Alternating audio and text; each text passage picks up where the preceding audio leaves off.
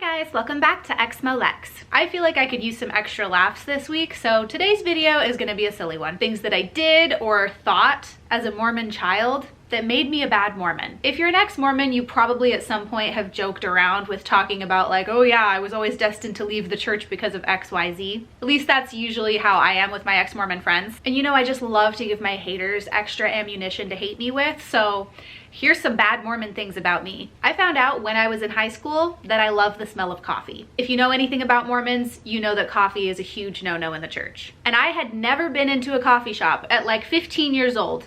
Never been to a coffee shop because evil. And even like getting a hot cocoa at a Starbucks or any other coffee shop would have been a no, because that's the appearance of evil. So if you're walking around with hot chocolate in a Starbucks cup, you're not avoiding the appearance of evil, and we need to avoid the appearance of evil.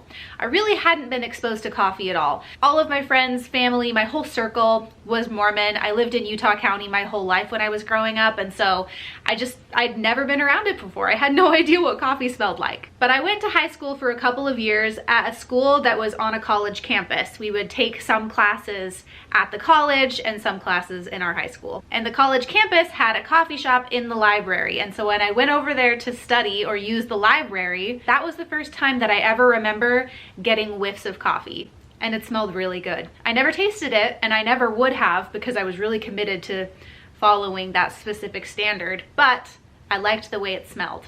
And I actually did feel guilty about that. I didn't like to tell people that. Next up is that when we started really studying the Old Testament in seminary, I was not a fan. I'm still not a fan, obviously. I don't believe in it.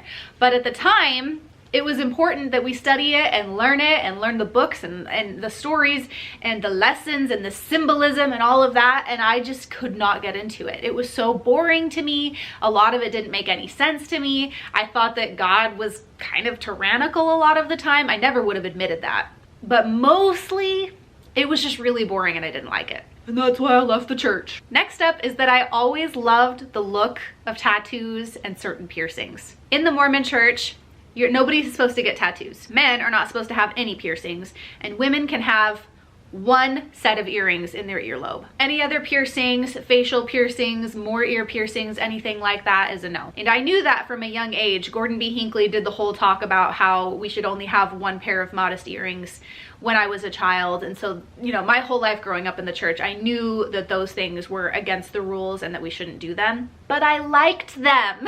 When I was in junior high and high school, I wanted so badly to be part of the like alternative scene. I was really into emo music. And I really liked the aesthetic and the vibes. I wanted to have more piercings, and I loved the way tattoos looked. I never would have gone and got any because it was very against my beliefs and I wanted to follow the rules so bad, but I liked the way they looked. And then after I graduated high school, I was like, you know, it's not so bad, right? I'm not gonna get tattoos because those are so permanent, but I really wanted to get a lip piercing. But I didn't want to go to a tattoo studio to do that because of the evil. And so I pierced my own lip with a sewing needle in my bathroom.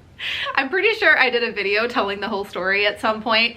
I ended up taking it out after like a week and it closed up, and I don't even have a scar or anything because I felt bad and I wanted to be a good Mormon. But that was a bad Mormon thing of me to do, and it was bad of me to like the look of it because those are evil things and we need to avoid that. Once again, just showing that at some point I was destined to leave the church. Next up is church attendance.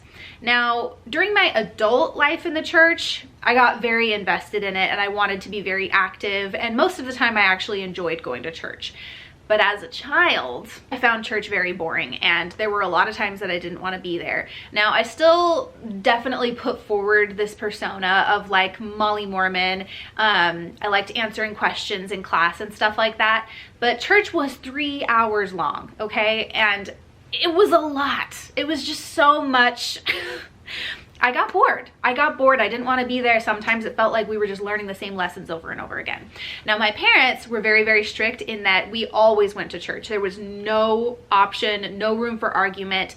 We absolutely were going to church every single Sunday. Like even on vacation, we were going to church wherever we were at. But my parents were much less strict when it came to what I was allowed to do during sacrament meeting. So during sacrament meeting, I think they understood that like that's a lot, especially for a younger kid, to just sit through and listen to talks and be very, very quiet and reverent. So they kind of let me do what I wanted to within reason during sacrament meeting, which included sometimes like painting my nails, drawing. I did a lot of sitting and drawing during sacrament. I remember when I was younger, my mom was a really, really great artist, and she would draw pictures of stuff for me, usually horses, because I was a horse girl. So she'd draw like a pretty picture of a horse and then I would trace it. And then as I got older, I would draw my own things. And when I got even older, like starting to be like, I don't know, probably 10 onwards, if I got bored during sacrament meeting, I was a big reader and I would just pull out a chapter book and start reading it during sacrament. So there were times when I was going to church and going to sacrament and going through all the motions, I'd still like, you know, listen to the hymns and sing the hymns and take the sacrament. But when people were talking, I was just sitting there going through my chapter books. And my parents allowed that. I actually am a little bit surprised about that still, because they were usually more strict than that, but they let me do that, and I did. So I guess I wasn't paying enough attention in sacrament meeting, and now I left the church. Next up is that I had all sorts of feelings about Esmeralda in The Hunchback of Notre Dame. Yep, I remember watching that movie and having an awakening. Something that I didn't fully recognize at the time, and now as an adult I recognize. But I watched that movie over and over and over, and Esmeralda was my favorite character, and I never voiced exactly why. There's just something about her. Sinner. Last but not least is these shoulders, okay? When I grew up in the church, obviously as a very, very Mormon family, we were dedicated to modesty. Mom always bought me modest clothing only, but there was like a phase of fashion when I was probably like 13 to 15 where it was really in to wear tank tops, but then like a little top over to cover your shoulders. It was probably kind of partly a fashion thing, but also partly like a Utah thing. So I had a lot of these like little shawls that you would wear to cover your shoulders. I had one that was a crochet top, so like if you looked closely you could see my skin through the top. A little bit scandalous, but I got away with it.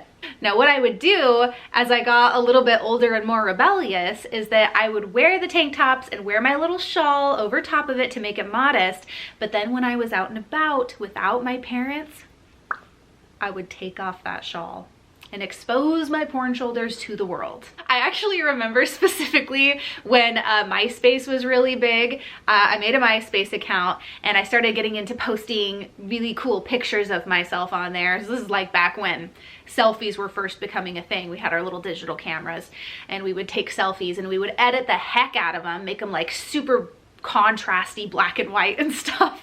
And I took a picture of myself without the shawl. It was just a spaghetti strap tank top, and my mom saw that photo. She cried over my shoulders being showing in a photo. Needless to say, I deleted it and apologized profusely for exposing myself in such a manner. But as you can see, I was obviously not the perfect little Mormon that I wanted to be all the time. I had some sinner tendencies, and if you leave it up to many Mormons in my comment sections, clearly I was doomed to leave the church at some point because of these evil tendencies that I had. I would love to hear from you guys if you had any similar tendencies as me when you were a Mormon. What were the little sins that got you that now you've left the church you can admit to? Thank you guys for listening. Big thank you to my patrons for supporting the channel. I appreciate you all so very much. Extra special thank you to Doug Davis for supporting at the Demon tier on my Patreon. If you guys would like to support the channel and the work that I do here, there are links to do so in the description below. Thank you for being here, and I will see you next time.